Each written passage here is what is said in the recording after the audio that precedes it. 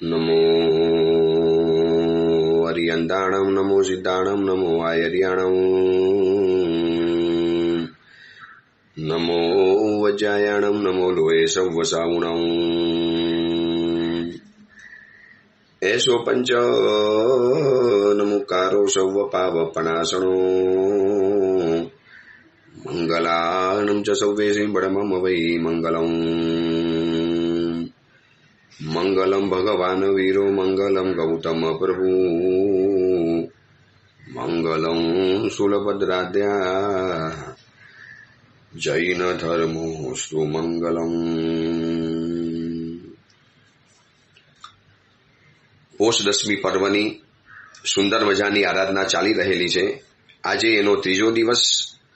પરમાત્મા પાર્શ્વનાથનું આજે દીક્ષા કલ્યાણક। ગઈકાલે પરમાત્માનું જન્મ કલ્યાણક ઉજવ્યું। જે સંઘોમાં પણ અઠ્ઠમ તપની આરાધના થતી હશે, પ્રભુ પાર્શ્વનાથના જન્મ કલ્યાણક અને દીક્ષા કલ્યાણકને નિમિત્તને પામી અને જ્યાં પણ એકાસનાની પણ આરાધના થતી હશે, જ્યાં જ્યાં મહાત્માઓ બિરાજમાન હશે, એ બધી જ જગ્યા ઉપર પરમાત્મા પાર્શ્વનાથના જન્મ કલ્યાણકની મંગલ ઉજવણી પણ થઈ હશે। આજે પરમાત્માનું દીક્ષા કલ્યાણક આરાધનાનો આજે અંતિમ દિવસ। 250 વર્ષનું અલ્પતમ શાસન, માત્ર ઓછામાં ઓછું શાસન, અને છતાં પણ અધિકમાં અધિક પ્રભાવ, ખૂબ બહોળો પ્રભાવ। બસ આ પરમાત્માનો જે પ્રભાવ પડ્યો છે એ માત્ર સહન કરવાના કારણે અને 10મા 9મા ભવની અંદરમાં જે 10મા દેવલોકની અંદરમાં પરમાત્મા પધારેલા હતા અને ત્યારે 500 કલ્યાણકની જે ઉજવણી કરેલી હતી, એના કારણે પરમાત્માનો આવો દિવ્ય પ્રભાવ, આવો પરમાત્માનો પ્રગટ પ્રભાવ ફેલાઈ ગયો। ચલો એ પાર્શ્વનાથ પરમાત્માના જીવન ચરિત્રની કથાની અંદરમાં આપણે આગળ વધવું છે। સમાધિના પરમ સાધક, પુરુષાદાનીય, પ્રગટ પ્રભાવી, કલિકાલ કલ્પતરુ શ્રી શંખેશ્વર પાર્શ્વનાથ ભગવાન અને પાર્શ્વનાથ પરમાત્માની જીવન કથાને આપણે આગળ વધારીએ। જેટલા પણ ભવોની અંદરમાં પરમાત્મા ગયા છે, 10 ભવોમાંથી 5 ભવ જે મનુષ્યના થયા અને દરેક ભવની અંદરમાં પરમાત્માનો એટલે 4 ભવ તિર્યંજના, 4 ભવ મનુષ્યના, 1 ભવ તિર્યંજ ગતિનો થયો, 4 ભવ દેવલોકના થયા અને સૌથી છેલ્લો ભવ તીર્થંકર તરીકેનો થયો। દેવલોકના ભવને સિવાય દરેક ભવની અંદરમાં પરમાત્માના ખૂન કરવાની કોશિશ થઈ। એમાંથી 5 ભવમાં તો પરમાત્માની હત્યા થઈ, ક્રૂર રીતે મોત કરાવડાવ્યું છે કમઠે, અને છેલ્લા ભવની અંદરમાં પણ પરમાત્માને કમઠે વિતાડવામાં બાકી નથી રાખી। જ્યારે ભગવાન છદ્મસ્ત અવસ્થાની અંદરમાં હતા ત્યારે પ્રભુએ તો માફી માગી લીધી, પ્રભુએ તો એ કમઠના આત્માને પહેલેથી માફ કરી પણ દીધો, છતાં પણ કેમ આવું થયું છે? બસ એનું કારણ એક જ છે કે આપણે કોકની સાથે વેર ભલે બાંધતા નથી, પણ કોક વ્યક્તિએ આપણી સાથે વેર બાંધી લીધું તો એ પણ આપણને ભવોભવ હેરાન કરનારો બની શકે છે। તો પછી માફી માંગી એનો મતલબ શું? આપણે એને ક્ષમા આપી દીધી એનો મતલબ શું? આપણે અહીંયાથી ગમે એટલા ક્લિયર કર્યું, ગમે એટલા આપણે મનથી એને માફી માંગી લીધી, એને મિત્રવત, સ્વજનવત, સ્નેહીવત આપણે ગણી લીધો, આપણા મનમાં એના માટેની અંશ માત્ર પણ, અંશ એટલે બિલકુલ અંશ માત્ર પણ રોષ દોષ નથી, બિલકુલ દ્વેષ નથી, પણ એ વ્યક્તિએ મનની અંદરમાં દ્વેષની ગાંઠ મારીને બેઠેલો છે અને નિયાણું કરી દીધું હોય કે આ વ્યક્તિને ભવોભવ રંજાડીશ, ભવોભવ ખતમ કરીશ, તો કદાચ એ વ્યક્તિ આપણને પરેશાન કરી શકે છે। પછી મનમાં સવાલ ઉઠે, તો પછી માફી શેના માટે માંગવાની? એને માફ કરી લીધો તો મને ફાયદો શું થયો? માફ કરી લીધા પછી પણ એ વ્યક્તિ જો દ્વેષ ભાવ તમારા પ્રત્યે રાખતા હોય, તમે એને દુશ્મન માનતા નથી, પણ એ વ્યક્તિ આપણને જો દુશ્મન માનીને બેઠેલી હોય અને એને ભવોભવનું જો નિયાણું કરી લીધું હોય, તો એ વ્યક્તિ પણ આવનારા ભવની અંદરમાં આપણને દુઃખ આપી શકે, પરેશાન કરી શકે, આવી જ કોઈ તકલીફ, વ્યથા, મુશ્કેલી, આપત્તિ કે અંતરાયો જીવનમાં પેદા કરી શકે છે, પરંતુ એ બહારનું બગાડી શકે છે, અંદરનું બગાડી શકતો નથી। બહારનું તો બગાડી દેશે। ગુણસેન અને અગ્નિ શર્માની અંદરમાં જુઓ, અગ્નિ શર્માએ ભવોભવ એને મારવાનું જે પ્રણ લીધું, સંકલ્પ કર્યો, એક મનમાં ઠાણી લીધું, એના કારણે ગુણસેનને ભવોભવ એના હાથે મરવાનું થયું, પરંતુ બહારનું બગાડી શક્યા છે, અંદરનું બગાડી શક્યા નથી। જો આપણે માફી ન માગી હોત તો એ વ્યક્તિ બહારનું અને અંદરનું બધું જ બગાડી નાખે. અંદરનું એટલે અધ્યવસાય, પરિણતિ, ભાવના, આપણી ઉદારતા, આપણો જે પણ પુણ્યનો વૈભવ ગણો એ બધું જ આ વ્યક્તિ બગાડી શકી છે. પરંતુ આપણે જો માફ કરી લીધા અને બહારનું ભલે બગડવા દો ને, શું તકલીફ પડે છે? અંદરનું મારું સલામત રહેલું છે, ત્યાં સુધી કોઈ તકલીફ નથી. કાર ઉપર ઓઢાડેલું જે કવર એ ચોરાઈ ગયું, કોઈ ચિંતા નથી. કાર તો સલામત છે ને, કાર છે તો આવતીકાલે કવર નવું લઈ આવીશ. બસ આ જ રીતે પગ સલામત છે, બૂટ ભલે ચોરાઈ ગયા, શરીર સલામત છે, કપડા ભલે ચાલી ગયા, એવી રીતે બહારનું ભલે બગડ્યું, મારું અંદરનું તો સલામત રહેલું છે. અને પાસના ભગવાનની આંતરની પરિણતિ જુઓ, સમાધિ, પ્રસન્નતા, ખુશી, પેલા ઉપરનો પ્રેમ, મારનાર વ્યક્તિ ઉપર પણ હૃદયનો અપાર પ્રેમ, આ બધું અંદરનું છે. અને આ અંદરનું કમઠ ક્યારે પરમાત્મા પાસનાથનું બગાડી શક્યો નથી. 8મા સહજતા દેવલોકમાં તો પરમાત્મા ઉત્પન્ન થઈ ગયા અને ત્યાંથી ચોથા ભવની અંદરમાં પરમાત્મા પૂર્વ વિદેયમાં સુકચ્છ વિજયમાં ઉત્પન્ન થયા. કિરણ વેગ નામના વિદ્યાધર છે. વિજય ભદ્ર સુરીશ્વરજી પાસેથી વૈરાગ્ય પામ્યા અને કમઠનો જીવ 5મી નરકમાંથી નીકળી અને એ જંગલની અંદરમાં હિમગીરીની ગુફાની અંદરમાં ભયંકર સર્પ બન્યો છે. અને આ બાજુ કિરણવેગ વિદ્યાધર મુનિ ભગવાનના પાસેથી વૈરાગ્ય પામ્યા, સંયમ જીવનનો સ્વીકાર કર્યો અને એકાકી પ્રતિમાને સ્વીકારી અને જંગલની અંદરમાં કૌશક ધ્યાને ઉભે છે. સાધના કરવા માટે જંગલના એકાંત ખૂણામાં પહોંચી ગયા છે.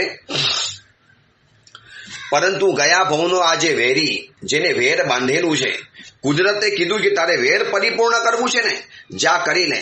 પરંતુ ફરીવાર યાદ દલાવી દઉં કે આપણે પેલી વ્યક્તિને માફ કરી દીધો એટલે આપણા પક્ષે ફાયદો આપણને એ થયો કે એ વ્યક્તિ કદાચ બહુ તો બહારનું બગાડી શકે છે, અંદરનું બગાડી શકતો નથી. અને બહારનું બગડવાથી ક્યારે દુર્ગતિ થતી નથી, અંદરનું બગડવાથી દુર્ગતિ થાય છે. બહારથી ભલેનું કોઈ ગમે એટલી ગાળ આપે, ગાળ આપણને સ્પર્શતી જ નથી. બહારથી ભલે એ વ્યક્તિ ગમે એટલી પરેશાન કરે, આપણે ભીતરથી મજાની અંદરમાં છીએ, એના પ્રત્યે પ્રેમ વાળા પણ છીએ. ભગવાન મહાવીરનું બહારથી તો કેટલા લોકોએ બગાડ્યું, અંદરથી પરમાત્માનું કોઈ બગાડી શક્યો નથી. અને મારું અંદરનું હું જાતે બગાડી શકું છું, બીજું કોઈ બગાડી શકતું નથી. અને ગયા ભવની જે ક્ષમાપના, ઉદારતા, વિશાળ હૃદય, મોટા ભાઈને અનાચારી દુરાચારી મોટા ભાઈને માફ કરી દેવાની એક ઉદારતા, એનાથી ફાયદો એ થયો કે પ્રભુ ઉત્તરોત્તર ઉચ્ચ ગતિની અંદરમાં પહોંચ્યા. અને છતાં પણ બહારનું બગાડી શકનારો અંદરનો બગાડી શક્યો નથી. બસ આ જ કારણે આપણે કોકને માફ કરી દેવાનો છે. ભલે એ વ્યક્તિએ માફી નથી માગી, ભલે આપણને એને માફ નથી કર્યા, આપણે એના ઘરમાં જઈ અને માફી માગી. કોઈ પણ હિસાબે ઝઘડો થયો હોય, પૈસાથી, સામાજિક, પારિવારિક, આર્થિક, કોઈ પણ હિસાબે ઝઘડો થયો હોય અને જો સમજદારી આવી ગઈ હોય, આ પાસનાથ પરમાત્માની સમાધિની જો વાતો સાંભળી અને કોઈની પણ સાથે નાનકડું વેર બંધાવ્યું હોય તો માફ કરી દેવા જેવા છે, માફી માગી લેવા જેવી છે, એની ક્ષમાયાચના કરી લેવા જેવી છે.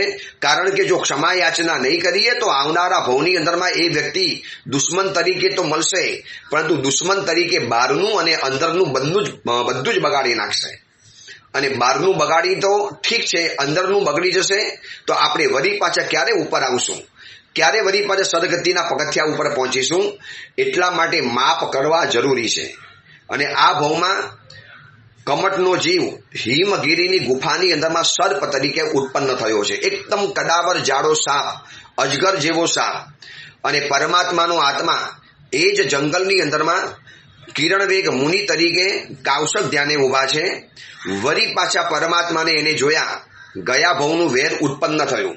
આ ભવની અંદરમાં જેની સાથે વેર બાંધ્યું છે એ વ્યક્તિ આવનારા ભવની અંદરમાં જે પણ સ્વરૂપે આપણને મળશે એ સ્વરૂપે આપણને એ વિરોધી કે દ્વેષી લાગવાનો, આપણને એની ઉપર દ્વેષ ઉત્પન્ન થઈ જવાનું નથી બનતું. ઘણી વાર આપણે જે વ્યક્તિને પહેલી વાર મળ્યા હોય છતાં પણ એ વ્યક્તિ તરફ આપણને ભાવ નથી આવતો. એમ થાય કે આ દૂર જાય તો સારું, એની કંપની, એની સાથે બેસવાનું, એનો સાથ, એની નિકટતા આપણને ગમતી નથી. એમ થાય કે આ દૂર જાય તો સારું, આ નીકળી જાય તો સારું, આ વ્યક્તિ કેમ મારી પાસે આવી ગઈ. આવો અંદરમાંથી એક સ્વતઃ ભાવ ઉછળે તો માનવું પડે કે ગયા ભવની અંદરમાં કોઈ સંબંધો ડેમેજ થયા છે અને આપણે એને માફ નથી કરી દીધા. તો આ ભવની અંદરમાં જૂના પણ જેટલા વેર બાંધ્યા હોય આ બધાને માફ કરી દેવા જેવા છે. આ પરમાત્મા પાર્શ્વનાથની કથાનું મોરલ છે. પ્રભુને તો એ સર્પને જોયા પછી કોઈ વેરભાવ નથી ઉત્પન્ન થયો. અને આ સર્પને જાણતો નથી કે આ કિરણવેગ મુનિ છે, એ પણ નથી જાણતો કે આ પૂર્વે વિદ્યાધર ચક્રવર્તી રાજા હતા, એ પણ નથી જાણતો કે આ ગયા ભવની અંદરમાં, આગલા ભવની અંદરમાં, પાછલા ભવની અંદરમાં મરુભૂતિનો આત્મા હતો, મારો નાનો ભાઈ હતો અને હું એનો મોટો ભાઈ છું. આવી કશી જ ખબર નથી પડતી. માત્ર ને માત્ર એના તરફનો જે બાંધેલો દ્વેષભાવ, ઘૂંટાયેલો જે તિરસ્કારનો ભાવ એ અંદરમાંથી ઘટ્ટ બની ગયો અને જેવા પરમાત્માને જોયા નથી અને અગન જ્વાલ લાગી.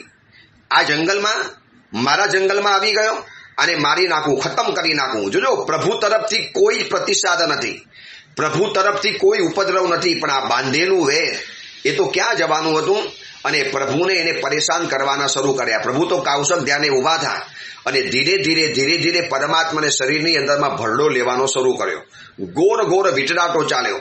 ધીરે ધીરે ધીરે આ ભરડાને ટાઈટ કરતો ગયો, એકદમ કસીને ટાઈટ કરતો ગયો અને ધીરે ધીરે પરમાત્માના શરીરના હાડકાના ટુકડા થવા માંડ્યા, ચામડી ફાટવા માંડી, અંદરથી ભયંકર પીડા થવા માંડી અને ઓલો સર્પ, જેટલી તાકાત હોય એટલું અજગર જેવું આ સર્પ છે અને શરીરને જે અજગરી ભરડો લે, ભલભલાના હાડકા તૂટીને ચૂર થઈ જાય અને ઉપરથી પ્રભુને વળી પાછો ડંખ મારે માથાની અંદરમાં અને શરીરને ઓર બરોબર ભરડાની અંદરમાં લે, ઓર શરીરને બરોબર બંધનની અંદરમાં લે. એટલી ભયંકર પીડા ઉપજાવી. પ્રભુએ જોઈ લીધું મરણાંત ઉપસર્ગ આવ્યો છે, કોઈ જીવ બચારો ભૂલો પડ્યો છે, મારા નિમિત્તે એને ગુસ્સો ચડ્યો છે. જોજો, પ્રભુનું અંદરનું કશું જ બગડી શક્યું નથી. આ માફ કરી દેવાનો મોટો ફાયદો છે. ઘણાને મનમાં સવાલ થશે કે પ્રભુએ માફ તો કરી દીધા, પછી પ્રભુને આવું બધું સહન કરવાનું કેમ વારો આવે છે? આવે, એને માફ નથી કર્યા તો એ વ્યક્તિ મારો તમારો દુશ્મન બને આ ભવની અંદરમાં કે આવનારા ભવની અંદરમાં. પણ એની તાકાત બહુ તો બહારનું નુકસાન પહોંચાડવાની છે. આ વારંવાર એટલા માટે કહું છું કે અંદરનું નુકસાન જ આપણને ભયંકર સંસારમાં રખડાવે છે. બહારનું નુકસાન નથી રખડાવતું. પૈસા ચાલી ગયા, આ બહારનું નુકસાન, અને જેને ઉપાડી ગયા, જેના નિમિત્તે ચાલી ગયા, એના માટે મનમાં આર્ત ધ્યાન નહીં, રૌદ્ર ધ્યાન નહીં, કોશિશ કરવાની પાછા લાવવાની, પરંતુ એની પ્રત્યેનો જે દ્વેષ ભાવ એ ઉત્પન્ન નથી થતો. તો એના કારણે શું થયું? અંદરનું આપણું સચવાઈ ગયું, અંદરની પરિણતિ, અધ્યવસાયો, અંદરના ભાવ, અંદરની ઉત્તમતા, અંદરનું સ્નેહાર્પણું, અંદરની વિશાળ હૃદયતા, આ બધું જો સચવાઈ ગયું પછી આના જેવું કોઈ બીજું જીવનની અંદરમાં ઇનામ નથી. અને પ્રભુનું અંદરનું સચવાયેલું છે, કોઈ જાતની મનની અંદરમાં પીડા ઉત્પન્ન થતી નથી. પ્રભુ વિચારે શરીર છે, શરીર ઉપર આવનારા કષ્ટો તો મારા માટે કર્મના ક્ષયને કારક બને છે. આમ પણ શરીર ખતમ થવાનું હતું. કોઈ ભૂલો ભટકેલો જીવ આજે મારી ઉપર ઉપસર્ગ કરે છે અને પરમાત્માને નીચે પાડી દીધા. સાપ બરોબર છંછેડાયો છે, તાકાત છે એટલી ડંખ મારે છે અને શરીરનો પૂરો તાકાત લગાવી અને પ્રભુને એવો ગોળ વિટરાઈ ગયો છે, એવો ગોળ વિટરાઈ ગયો. પરમાત્માના હાડકાના ચૂરે ચૂરા કરે છે, ચામડીને ફાટી નાખે છે, લોહીના ફુવારા ઉડે છે, હાડકા બહાર આવી ગયેલા છે અને ઉપરથી ડંખ મારી મારી અને પ્રભુને ભયંકર પીડા ઉત્પન્ન કરે છે. પ્રભુ અંદરથી મસ્ત છે, અંદરથી સમાધિની અંદરમાં છે, અંદરથી પ્રભુ કોઈ અલગ દુનિયાની અંદરમાં ખોવાઈ ગયેલા છે. શરીરની પીડા મનની સાથે કોઈ જોડાતી નથી. શરીરની પીડા શરીરના સ્તર ઉપર રહી, મનના સ્તર ઉપર પીડા પહોંચી નથી.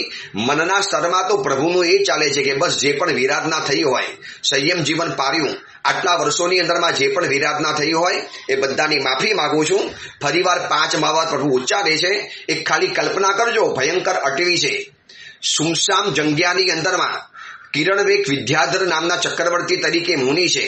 ધારત તો પ્રભુ એને ઉચકીને ફેંકી શકતા હતા એવી શક્તિ હતી.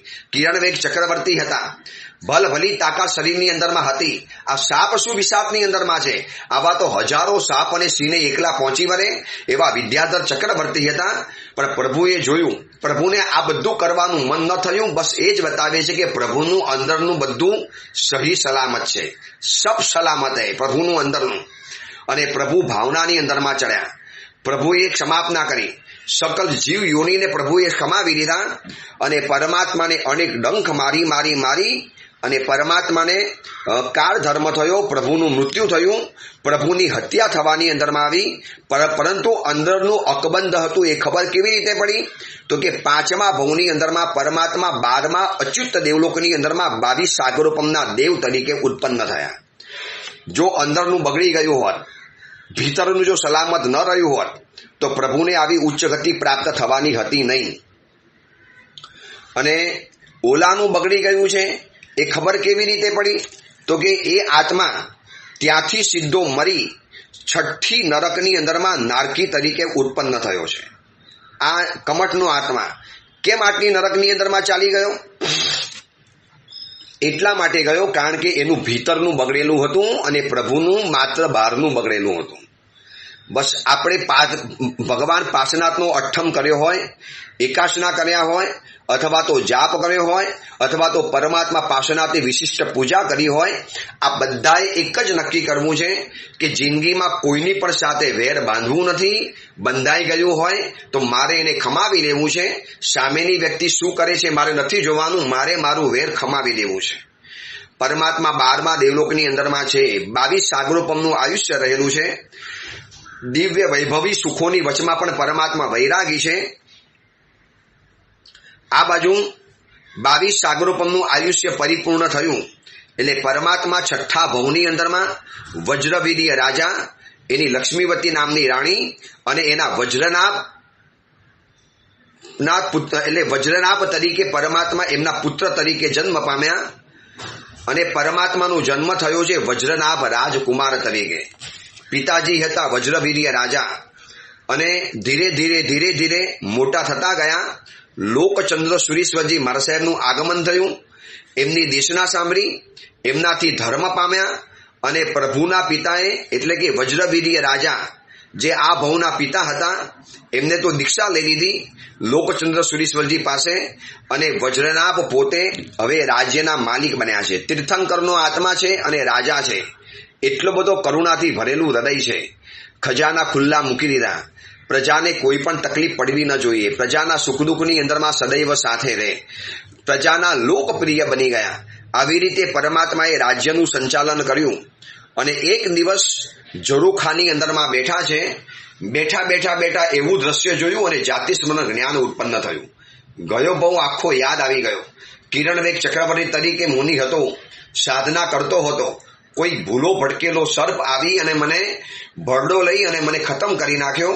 આ બધું જ યાદ આવતાની સાથે એમને દીક્ષા લેવાનું મન થયું અને ત્યાં વિહાર કરતા ક્ષેમંકર નામના તીર્થંકર ભગવંત પધાર્યા.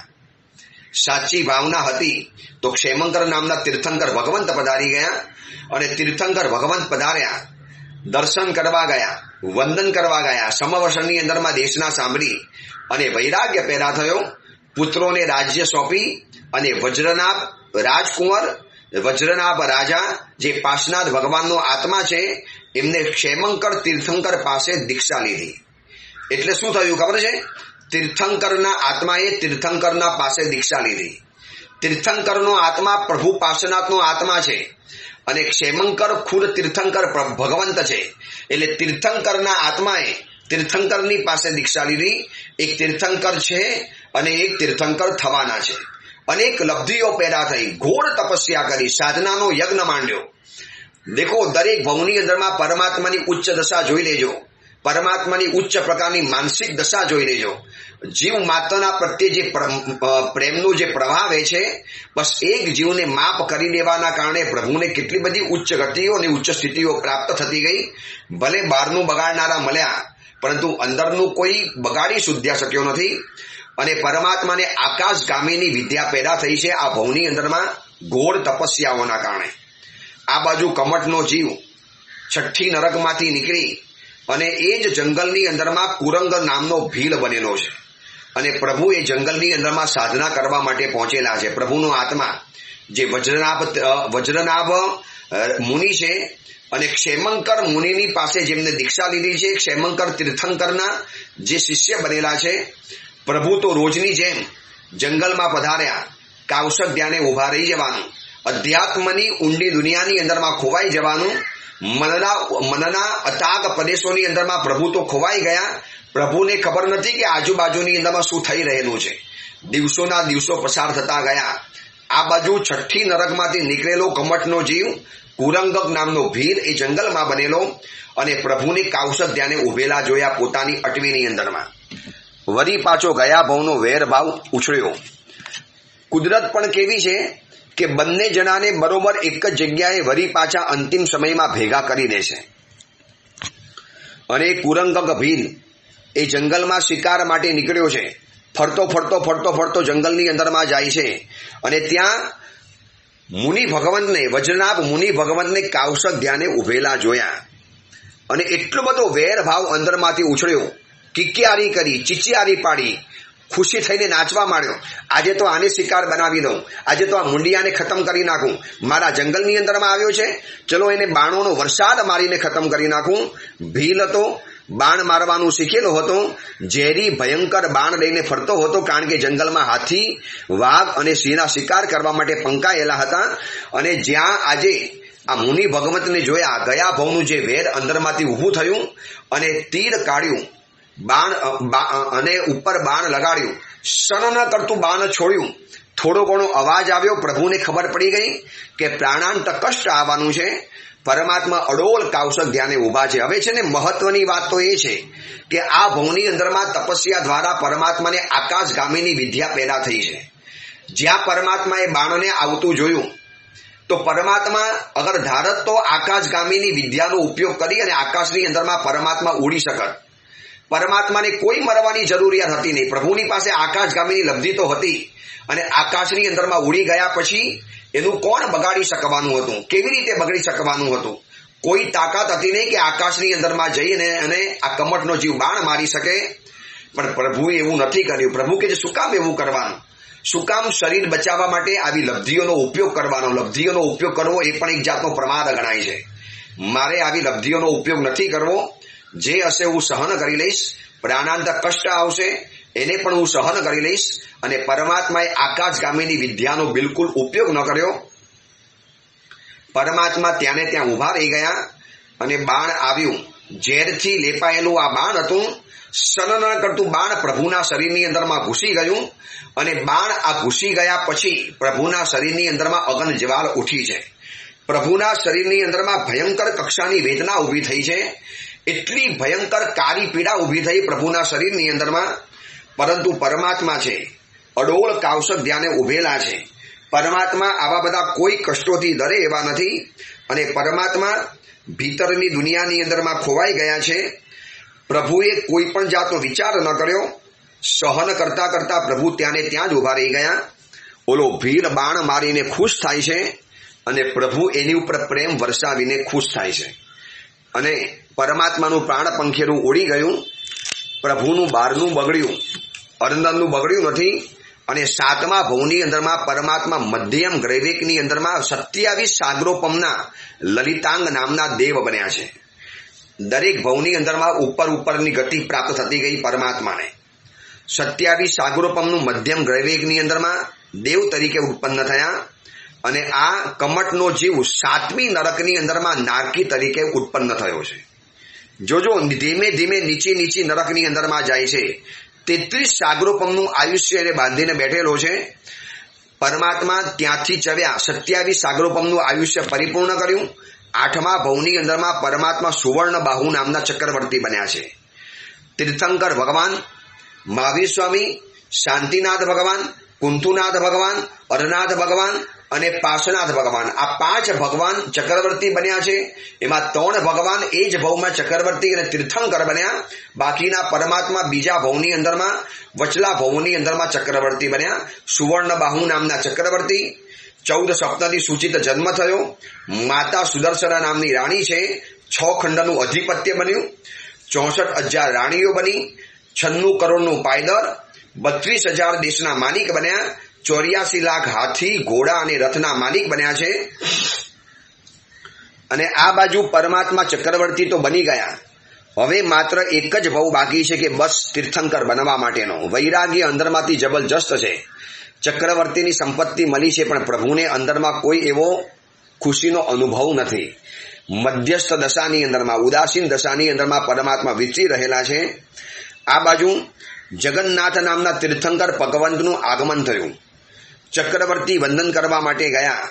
દેશના સાંભળી વૈરાગ્ય ઉત્પન્ન થયો. સરંગ બીજા ભવની અંદરમાં પરમાત્માને તીર્થંકરના હાથે દીક્ષા મળી છે. 2 વખત.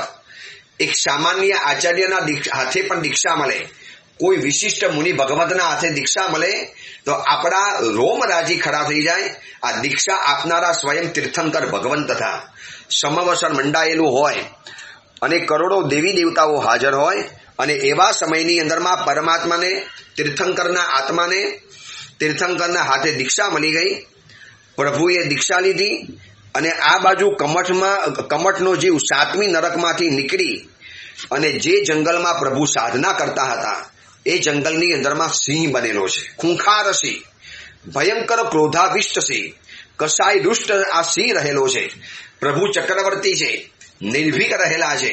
ચક્રવર્તીનું સુવારું શરીર, સુંદર શરીર, આ બધાને ભૂલી તપસ્યા અને સાધનાઓને કરતા કરતા પ્રભુએ જંગલની અંદરમાં પધાર્યા. જેવા પરમાત્મા જંગલની અંદરમાં પધાર્યા, ખીરવાન નામનું એ જંગલ છે અને એ જંગલની અંદરમાં વરી પાછો ઓલો સર્પ જે મરીને આ ભવની અંદરમાં સિંહ બન્યો છે 7મી નરકમાંથી નીકળીને, અને પ્રભુને જોયા ગયા ભવનું વરી પાછું વેર ઉત્પન્ન થયું. બસ એ દર વખતની જેમ આ 5મી વખત છે. 5મો ભવ એવો છે કે જેમાં પરમાત્માની હત્યા થાય છે. પ્રભુ ઉપર જાન લેવા હુમલો થયો, સિંહે કૂદકો માર્યો, છલાંગ લગાવી. આ ચક્રવર્તી છે, કરોડો માણસોને એકલા હાથે પહોંચી વળે એવી ભગવાનની પાસે તાકાત હતી. ચક્રવર્તી છે, 84 લાખ હાથી અને ઘોડાને હાથની અંદરમાં ઉપાડી શકે એવી તાકાતને ધરાવનારા ચક્રવર્તી પરમાત્મા. પ્રભુએ વિચાર્યું કે શું કામ મારે પ્રતિકાર કરવાનો, આમ પણ મારો કર્મનો ક્ષય કરવા માટે આવ્યો છે, આવી જવા દો. પ્રભુ કૌશલ્યાને ઉભા રહી ગયા. સિંહે છલાંગ મારી, तीक्ष्ण नौहर द्वारा प्रभु ने फाड़ी खाना. प्रभु का सीना को फाड़ दिया. धगधगतु गरम लोही बहार पड़्યું. પ્રભુનું પ્રાણ પંખેરું ઉડી ગયું, પણ પ્રભુનું બહારનું બગડ્યું છે, અંદરનું બગડ્યું નથી. અને પરમાત્મા ત્યાંથી 9મા ભવની અંદરમાં 10મા પ્રાણત દેવલોકની અંદરમાં પરમાત્માનો જન્મ થયો. 20 સાગરોપમનું આયુષ્ય છે. આ ભવની અંદરમાં પરમાત્મા એટલા બધા વૈરાગ્યથી વાસિત છે, દેવલોકના કોઈ રંગરાગ પ્રભુને સ્પર્શી શકતા નથી. અને મહત્વની વાત તો એ છે કે બધા જ દેવો કરતા એક વિશિષ્ટ કાંતિ પરમાત્માને આ ભવની અંદરમાં મળી છે. ત્યાં સવાલ પૂછ્યો છે કેમ આવું થયું, તો કે ગયા કેટલાય ભવોથી પ્રભુ જે ક્ષમતાથી સહન કરતા આવ્યા છે, જે પ્રભુએ સમાધિ રાખી છે, અને આ ભવમાં પરમાત્માએ 500 પરમાત્માના કલ્યાણકોની ઉજવણી કરી છે. દરેક તીર્થંકરોના કલ્યાણકમાં પ્રભુનો આત્મા અવશ્ય મેવ હાજર હોય.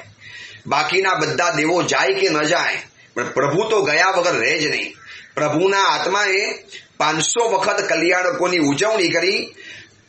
અને આટલા ભવોથી પરમાત્મા સમાધિથી શાંતિથી જે સહન કરતા આવ્યા, એના કારણે જે વિશિષ્ટ કક્ષાનો પુણ્યોદય બંધાયો, એ જ પુણ્યોદય 250 વર્ષનું માત્ર ઓછામાં ઓછું શાસન હોવા છતાં પ્રભુને સર્વાધિક પ્રભાવી બનાવ્યા, પ્રભુને સર્વાધિક લોકપ્રિય બનાવ્યા, પ્રભુને સર્વાધિક નામવાળા બનાવ્યા, પ્રભુને સર્વાધિક લોકો પૂજનારા બન્યા. બસ આ જ પ્રભુની મહત્તા છે. પરમાત્માની ભક્તિ કરવાનો જ્યારે અવસર મળે ત્યારે ચૂકવા જેવો નથી.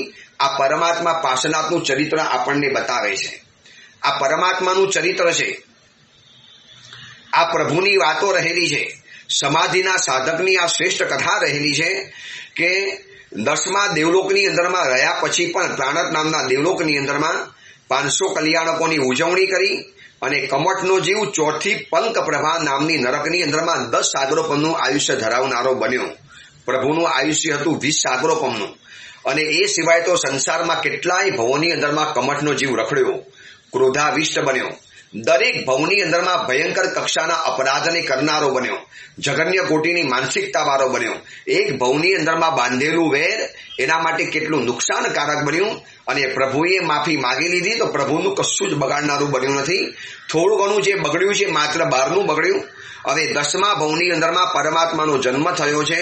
અશ્વસેન રાજા, વામા માતા, એમની કુક્ષીની અંદરમાં 14 સ્વપ્નથી સૂચિત પરમાત્માનો જન્મ થયો. કાશી દેશ વારાણસી નગરી છે. ફાગણવદ ચોથના દિવસે પરમાત્માનું સેવન થયું. અને આજ ગઈકાલના માક્ષરવદ દશમના દિવસે પરમાત્માનો જન્મ થયો. અને માક્ષરવદ 11ના દિવસે એટલે કે પોષવદી 11ના દિવસે પ્રભુનું દીક્ષા કલ્યાણક થયું. 84 દિવસનો પરમાત્માનો છદ્મસ્તકાલ. આજે પરમાત્માનું દીક્ષા કલ્યાણક છે. આજે પ્રભુને કહેવાનું, પ્રભુ આપે તો રાજકુમાર અવસ્થાની અંદરમાં પણ આપે વૈરાગ્ય વાસિત બનીને દીક્ષા લીધી. પ્રભુ સંસારની અંદરમાં કોઈ પણ જાતના સુખો નથી મળ્યા છતાં પણ મને દીક્ષા લેવાનું મન નથી થતું, અથવા તો પ્રભુ કોઈને દીક્ષા અપાવવાનું મન પણ નથી થતું. પ્રભુ આપણને વિનંતી કરું છું, આપના દીક્ષા કલ્યાણકના દિવસે પ્રભુ એવા આશીર્વાદ વરસાવો, પ્રભુ એવી કૃપા વરસાવો, પ્રભુ એવી મહેરબાની કરો, પ્રભુ એવા મંગલ આશીર્વચનો આપો કે પ્રભુ આપના દીક્ષા કલ્યાણકના દિવસે સંયમ જીવનની અંદરમાં હું આવું, અથવા તો મારા જીવનની અંદરમાં થોડો ઘણો સંયમ આવે. આપણે પરમાત્મા પાર્શ્વનાથની 10 ભવની યાત્રા જાણી, દરેક ભવની અંદરમાં સમાધિની સરગમ રેલાવી, દરેક ભવની અંદરમાં અત્યાચારોને સહન કરતા ગયા, નિરપરાધી હોવા છતાં પણ, બિન ગુનેગાર હોવા છતાં પણ. બસ આ પ્રભુનું જીવન વાંચી, જાણી અને સમજી આપણે પણ થોડી ઘણી સમાધિ રાખવાની કોશિશ કરીએ. વર્તમાનના જે વિચિત્ર સંયોગો છે, વિચિત્ર સ્વભાવ ધરાવનારી વ્યક્તિઓની વચની અંદરમાં જે આપણે રહેવાનું છે અને એ બધાની સાથે જો જીવવાનું છે જ, તો કેમ પછી સમાધિની કલા આવી રીતે શીખી ન જઈએ? કેમ આપણે આવી સમાધિ જીવનની અંદરમાં શીખી ન લઈએ કે બધાની વચની અંદરમાં રહી મારી મનની પ્રસન્નતા અકબંધ રાખું, કોઈના ઉપર દ્વેષભાવ કરવો નથી, દુર્ભાવ નથી કરવો, દુર્ધ્યાન નથી કરવો, અને જે પરિસ્થિતિ આવી છે એને મારે ક્ષમતાથી સહન કરી લેવી છે. અને ક્યારેક ક્યારેક સહન ન થાય તો આ પાસનાર પ્રભુની પાસે જઈને વિનંતી કરજો કે પ્રભુ આ 3 દિવસની અઠ્ઠમ તપની આરાધનામાં આપની જીવન કથા વાંચી, જીવન કથા સાંભળી, જીવન કથા જાણી, બસ પ્રભુ એવા આશીર્વાદ આપો કે મારા જીવનમાં પણ આવી સમાધિનું વરદાન મળે, મને પણ જીવનની અંદરમાં સમાધિ મળે, હું પણ કોકને સમાધિ આપી શકું અને સ્વયં જીવનની અંદરમાં સમાધિ રાખી શકું. બસ એ જ મંગલ કામના સાથે પાસનાર પરમાત્માનું જીવન ચરિત્ર આપણે પરિપૂર્ણ કરીએ છીએ. અઠ્ઠમ તપની આરાધના હજારો, સેંકડો, લાખો લોકોએ કરી. કેટલાકે તો અઠ્ઠમ તપ 24 કરેલા છે. કેટલાક ભાવિકોના તો સમાચાર એવા મળ્યા કે છેલ્લા 30 વર્ષથી 24 અઠ્ઠમ કરનારા ભાવિકો પણ છે. શું પ્રભુ પાર્શ્વનાથના ભક્તો રહેલા છે? શું પ્રભુનો મંગલ પ્રભાવ છે? 24 અઠ્ઠમ કરનારા આ શાયરમાં પણ મારી પાસે 6 થી 7 જણા પચકાણ લઈ ગયા. પચકાણ આપતા આપતા દિલ ગદગદ બની ગયું કે શું આ લોકોનું સત્વ છે, શું આ લોકોના જીવનની અંદરમાં ખુમારી છે, શું આ લોકોના જીવનની અંદરમાં આવી તાકાત છે કે આવા અઠ્ઠમ તપના પચકાણ 24 કરી લેવાના આ ગરમીના વચની અંદરમાં. પ્રભુ પાર્શ્વનાથ જ એવા મહાન છે, પ્રભુ એવું મહાન કાર્યો કરીને ગયા છે કે લોકોને પ્રભુના માટે આટલી કુરબાની કરતા કોઈ વિચાર નથી આવતો. ચલો આ પાર્શ્વનાથ ભગવાનની જીવનની કથા જાણી અને સમજી મારા તમારા બધાની અંદરમાં સમાધિનો ભાવ પેદા થાય, એ જ મંગલ કામના મંગલ ભાવના. જીનાગના વિરુદ્ધ કાંઈ પણ બોલાવી હોય તો મિચ્છામી